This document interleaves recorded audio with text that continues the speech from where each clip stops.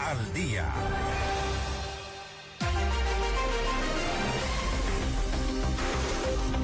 Y como informábamos al inicio de este noticiero, el pedido de habeas corpus presentado por el ex vicepresidente de la República, Jorge Glass, con el que buscaba ser trasladado a un hospital, fue rechazado la tarde de este domingo. La decisión del juez fue del juez Jan Valverde. Vamos a dar paso a este momento. Ya nos contactamos con Sonia Vera, abogada de Jorge Glass, para hablar sobre la situación del ex vicepresidente y también a propósito de este rechazo a la solicitud de habeas corpus. ¿Cuál es la reacción de la defensa de Jorge Glass? Estamos en contacto, Sonia, gracias por estar con nosotros. Fausto Yepes le saluda, bienvenida. Muchísimas gracias, Fausto, por la invitación. Ustedes, ha recibido esta decisión del juez Valverde, el rechazo de algunas personas, entre ellas, obviamente, usted, como su defensa técnica, ¿insistirán en esta pretensión? Para aclarar, yo soy abogada internacional de Jorge Glass. La defensa nacional que estuvo presente en la audiencia apeló esta decisión. Básicamente nosotros no tenemos ningún tipo de esperanza en el sistema de justicia ecuatoriano. Para explicarles un poco, nosotros estamos solicitando la ampliación de las medidas provisionales otorgadas por la Corte Interamericana a Jorge Glass el 17 de octubre. Entonces, en el marco de esta medida, y toda vez que no le habían permitido al doctor internista de Jorge acceder en La Roca a poder analizarlo, a poder levantar un informe, gracias a estas medidas provisionales permitieron el 19 de diciembre que ingresara el doctor Barreto a poder verlo, y obviamente después de ese informe brutal y contundente del doctor Barreto fue que se activó este habeas corpus. ¿Por qué lo hicimos? Para agotar la vía nacional, para decir que no quedó en nosotros la implementación del procedimiento legal ecuatoriano, ¿no? Entonces, nosotros lo hicimos con esa finalidad, no teníamos básicamente mayor esperanza al ver el desarrollo de la audiencia, como el juez no obligó al Estado que presentara en persona a Jorge en las inmediaciones de donde se desarrolla la audiencia, ya nos develaba cuál iba a ser el veredicto de este juez, ¿no? Pero sin embargo nosotros estamos en el proceso de ampliación y estamos documentándolo todo para que sea la Corte la que traslade a un hospital a Jorge Glass, la Corte Interamericana. Hubo un primer intento donde no se presentaron delegados del Ministerio de Salud, más adelante también ya con informe médico, y en este contexto, ¿usted cree que el juez no consideró adecuadamente todos los elementos presentados en el informe médico como para sustentar su decisión? Sí, o sea, el Ministerio de Salud Pública tenía todos los informes, porque nosotros también los tenemos por la Corte Interamericana. O sea, todos los informes que ellos alegaron que no tenían tiempo para presentarlos, ya se los habían presentado a la Corte Interamericana. Y el día 26 presentaron informes de otro paciente, trasladaron informes de otro paciente en lugar de informes de Jorge.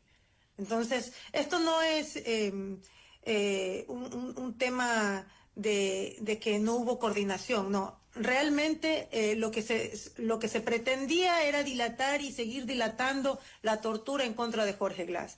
Entonces, que nosotros tenemos claro que todo esto fue un burdo montaje para seguir prorrogando el trato cruel, inhumano y degradante en contra de Jorge.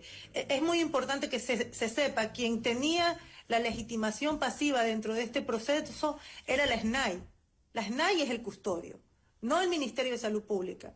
El Ministerio de Salud Pública básicamente lo que tenía era que entregar la misma información que ya entregó a la Corte. Entonces, lo que nos damos cuenta es que ha sido un habeas corpus de los tantos que se han presentado, y toda la ciudadanía pudo ver cómo todos los abogados del Estado, al unísono, en carga montón, contra la defensa técnica de Jorge Glass, e inclusive es tan burdo el tema que querían poner en el mismo nivel a un médico familiar versus el médico internista que lo ha venido tratando desde el año 2021. Entonces, justamente cuando gracias a la transmisión de algunos medios de comunicación, se pudo ver lo devastador del informe del doctor Barreto emitido el 22 de diciembre. Y cuando empezaron a hacer las preguntas a este médico familiar, que solo lo ha visto una vez a Jorge, resulta que apagaron y desconectaron la comunicación. Porque si los medios de comunicación podían hacer un careo de ambos médicos, obviamente se van a poder dar cuenta que un médico internista está por encima de un médico familiar. Un médico familiar solamente tiene competencia hasta un primer nivel de atención. Pero se ha dicho que Jorge Glass está siendo atendido y ha recibido un sinnúmero de atenciones dentro de la cárcel. Claro, pero ¿por qué no dejaron que Jorge Glass explicara de primera mano cuáles son esas atenciones? Es imposible pensar que una persona que está siendo objeto de un habeas corpus le des 2 minutos para hablar, y cuando el juez se daba cuenta de que la exposición de Jorge era muy convincente y contundente, le quería apagar el micrófono. Eso en un proceso de habeas corpus. ¿Y qué es lo que quería contar? ¿Qué es lo que quería contar Jorge Glass? ¿Qué es lo que quería contar Jorge Glass? Básicamente lo que alcanzó a decir: las visitas vienen, me toman la presión, ven si tengo fiebre y mandan a otro médico al día siguiente que ni siquiera da continuidad. Sí, 3 psicólogos, todos distintos, en un tratamiento psicológico con una persona con el cuadro psiquiátrico que él tiene. Porque es importante, la gente se burla y dice, no, es que simula la locura. No, él fue un sobreviviente de las masacres carcelarias de Cotopaxi. Él vio cómo desmembraban a sus compañeros, cómo las cabezas volaban. Eso es lo que ha creado ese cuadro psiquiátrico que tiene Jorge Glass. Y ese cuadro psiquiátrico es gracias a que el Estado lo puso en una cárcel en Cotopaxi que no estaba acorde al perfil de persona privada de la libertad que es Jorge Glass. Siempre lo ha puesto en un peligro inminente. Ellos están creando las condiciones para que Jorge Glass muera. Y esas atenciones que dicen, el propio Jorge Glass dijo, las duplican. Viene el médico y la enfermera y dicen que vienen he tenido 2 atenciones médicas. Y son médicos rurales, médicos generales. ¿Usted cree que no es compatible cree que no es compatible el tipo de atenciones que está recibiendo con su situación de salud? Oiga, en el año pasado, en octubre del año pasado, el médico psiquiatra del Ministerio de Salud, el doctor Godo, pidió la internación de Jorge Glass. Hizo la orden de internación de Jorge Glass y no la han ejecutado. Esto lo dijo el propio doctor Barreto en la audiencia. No somos nosotros los abogados, o no solamente es el médico de confianza de Jorge Glass que está pidiendo la internación, lo han pedido los médicos del Ministerio de Salud Pública. Tiene 18 patologías, 18. ¿Entre ellas cuáles? ¿Qué tipo de medicación debería ser constante y que no está recibiendo supuestamente? El problema no es la medicación. El problema es la polifarmacia extrema a la que lo están llevando. Él ingiere 21 fármacos, más de 45 dosis diarias. ¿Y qué pasa? Que no hay un control. Desde el 2021 se detectó de que no hay un control de la medicina que toma. Él le hacen un cóctel de fármacos y no hay una evaluación en la que diga este medicamento le está siendo contraproducente, porque él toma opioides, antihistamínicos, relajantes musculares. Él es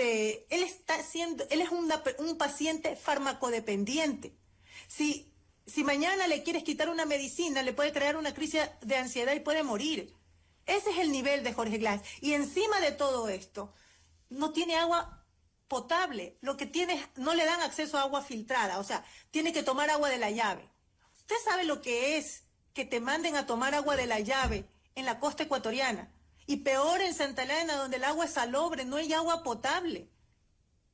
Ahora bien, entonces, lo más dramático es que yo activé el 13 de noviembre, cuando se dio el traslado a este centro penitenciario, una acción urgente al mecanismo de prevención de la tortura, tratos crueles, inhumanos y degradantes de la Defensoría del Pueblo, que debió haberse activado en máximo 72 horas.